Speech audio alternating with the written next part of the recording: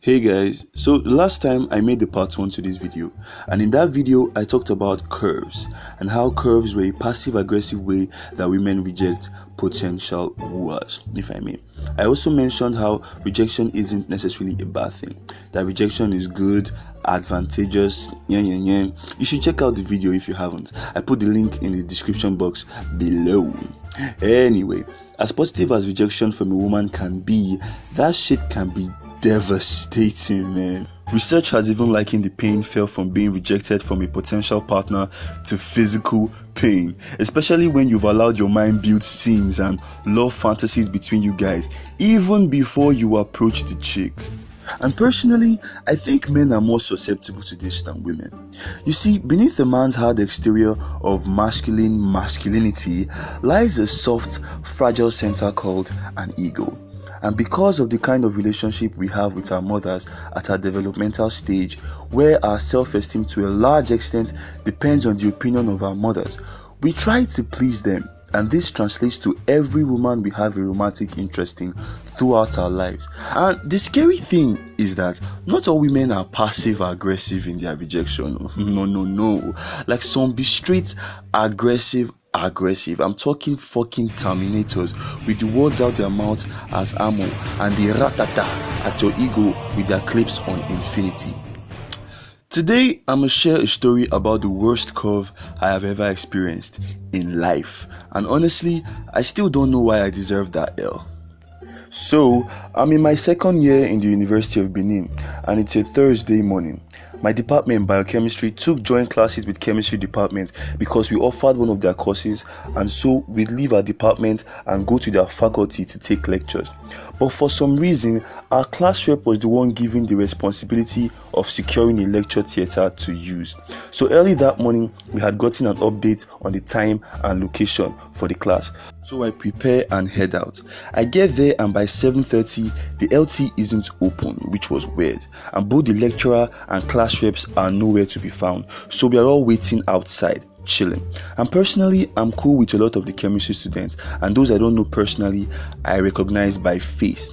So I'm out there chilling, and then I spot this girl that I have never seen before, also waiting. This girl was definitely not in my class, and I hadn't seen her in chemistry before. So maybe she was writing the course as a carryover, or I just never really noticed her. And she was fun. And that day in particular was a good day. Like, I woke up at the right side of the bed, the birds were singing, the weather was lovely, and I was feeling really confident. And look, in 200 level, I wasn't especially famous for my drip game, but that day, I was like a walking hospital bed.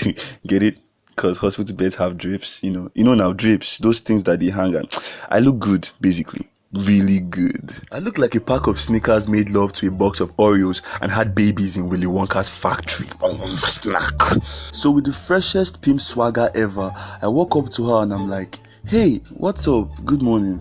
Don't mind me. I've not seen you around, and I know almost all the chemistry students. I wanted to say hi. I'm Ramsey, by the way." Then I stretch out my hand for a handshake. This girl just ignores me, keeps pressing her phone and goes, "Get lost." Jesus Christ! What is it? That was my friend Ngozi. She was behind me and she had witnessed the whole thing and had her hand over her mouth in disbelief. I was shocked too, so I look back at the girl and I'm like, babe, I'm not fighting you now. I'm just trying to be friendly. She now looks at me and goes, "Are you the BCH class rep?" And me, I'm like, "No." And she's like, "Then get lost." Jesus is Lord! Oh yeah, boy, so on the phone now, my But I'm like, no, I must tell her my mind though. Then with the trash talk ace card up my sleeve, I go, "You are a horrible person." I'm terrible at trash talk, by the way. She goes, "Whatever," rolls her eyes and continues to press her phone.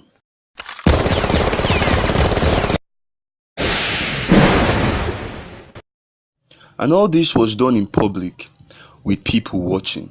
And look, ladies, I swear I am not ugly. Like, you can check my Instagram. I'm like a 7. But on a good day, I can even rise to like a 7.1. And I spoke good English, I dressed well, and hell, my breath wasn't even smelling. So what happened? The truth is, it might not have been me to even start with. It might have just been a wrong time type shit or an unseen circumstance. For example, maybe her grandma just died and she was pretty bummed at that moment. Or maybe her ex-boyfriend has been harassing her with calls and texts and she wanted to be left alone. Maybe she was in a really good relationship and I was dripping so hard she didn't want to tempt herself. Or maybe she was just a fucking bitch. I think she was just a fucking bitch. It was embarrassing, but honestly, I didn't feel bad because that rejection saved me from who I think is a horrible person. Moral of the story: you can't control how people react to you. Sometimes you deserve being rejected and sometimes you won't. But remember that rejection is a part of life, and so as an experience should be normalized and thought of as a friend that saves you time and effort and not something that should give you worry or sadness. Cheers. All I ever wanted was a little bit. All I ever wanted was a little bit more. I been stepping up in a little bit. Ain't doing no sleeping till I'm 6 feet. Word, I'ma try on that victory. I'ma stay up, I will never quit. Check, I guess that's a new me.